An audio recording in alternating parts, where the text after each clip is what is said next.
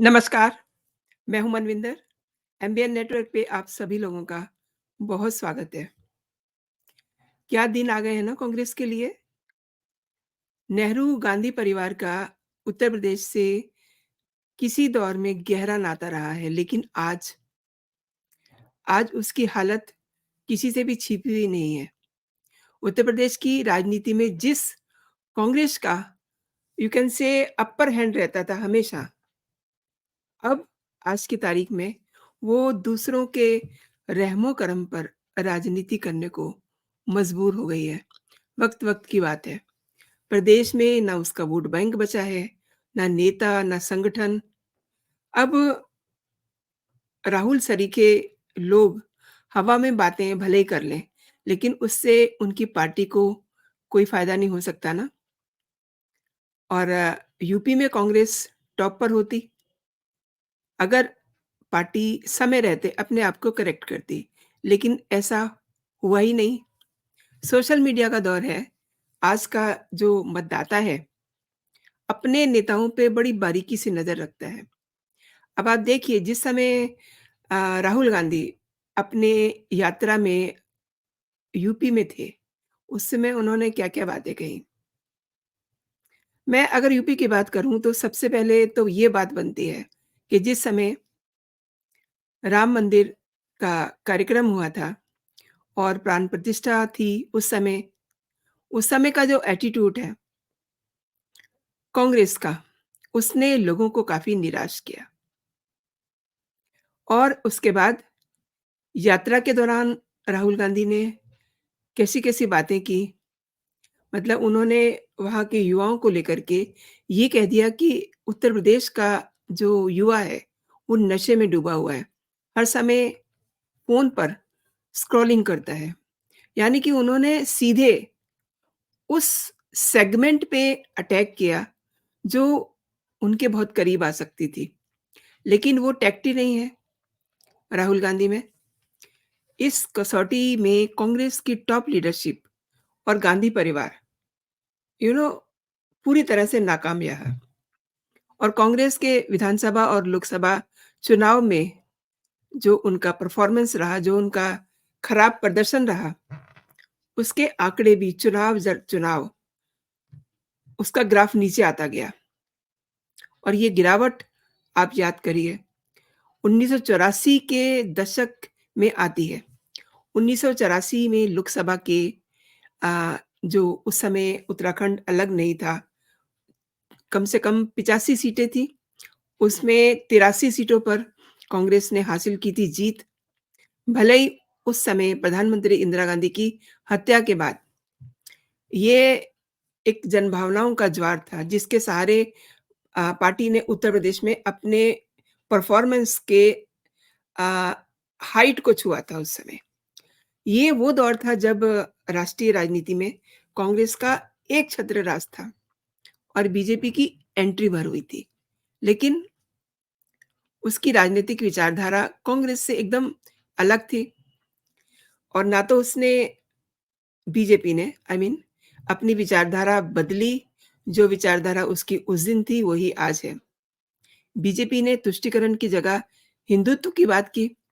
अयोध्या, काशी और मथुरा उसके एजेंडे में शामिल थे, जिससे कांग्रेस ने हमेशा किनारा किया।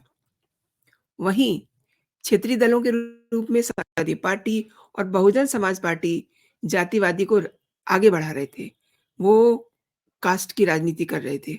प्रदेश की राजनीति में अ, बदले समीकरणों में जहाँ दूसरे दलों के लिए बहुत सारी संभावनाएँ जुड़ गई, वहीं कांग्रेस को अपनों से बहुत मायूसी मिली।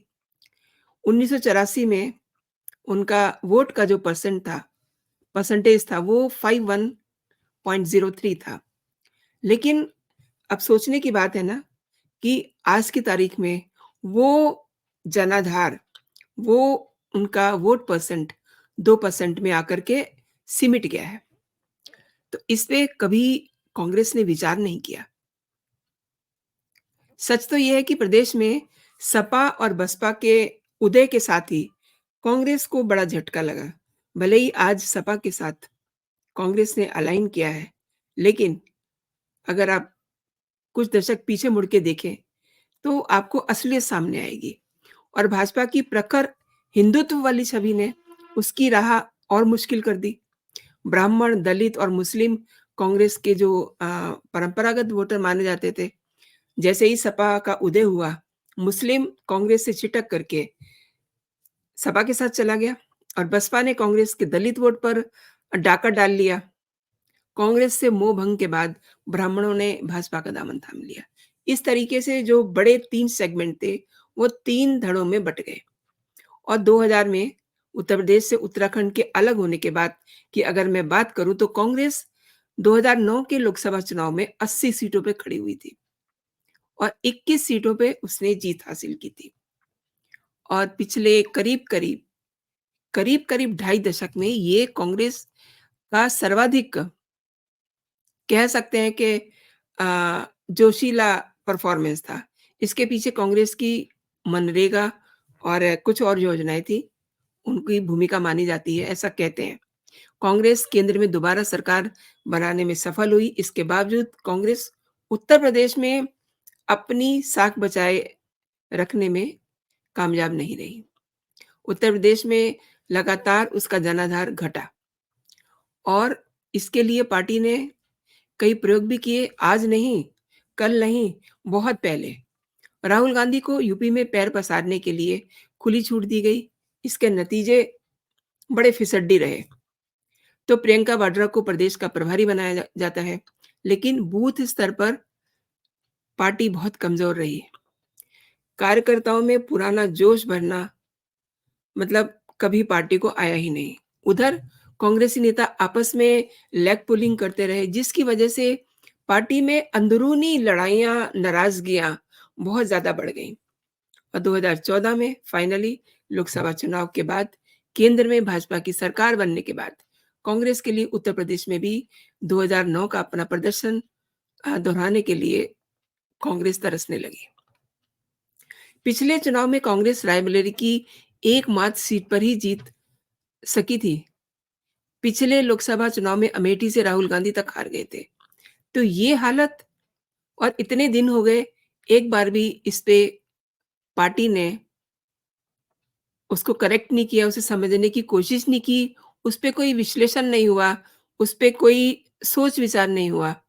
जबकि रायबरेली की सांसद सोनिया गांधी इस बार संसद में जाने के लिए राज्यसभा की सदस्य बन चुकी हैं। यानी कि उन्हें इस बार भी कॉन्फिडेंस नहीं था, तो वो पतली गली से निकल लीं। ऐसे में कांग्रेस के सामने उत्तर प्रदेश में अपनी खोई ज़मीन तलाशने के साथ-साथ जो उनकी घर की सीट है, अमेठी, रायबरेली, उसमें साख बचाए रखने की भी एक बड़ी चुनौती है और कौन वहाँ से लड़ेगा, अभी तक ये सोचा तक नहीं गया है। मज़ेदार बात ये है कि इस हालत पर कभी भी कांग्रेस ने सीरियसली सोचा नहीं। उत्तर प्रदेश से होकर के दिल्ली का रास्ता जाता है, ये सबको पता है और उत्तर प्रदेश की राजनीति में जो समीकरण इस समय नज़र आ रहे हैं, उसके लिए दूसरे दलों के लिए तो बहुत सारी संभावनाएँ हैं, लेकिन कांग्रेस खुद में मायूसी से हाथ मल रही है। जिस कांग्रेस को 84 में 51.03% वोट मिला, उनका परसेंटेज था, वो 2% में कैसे आकर के सिमट गया?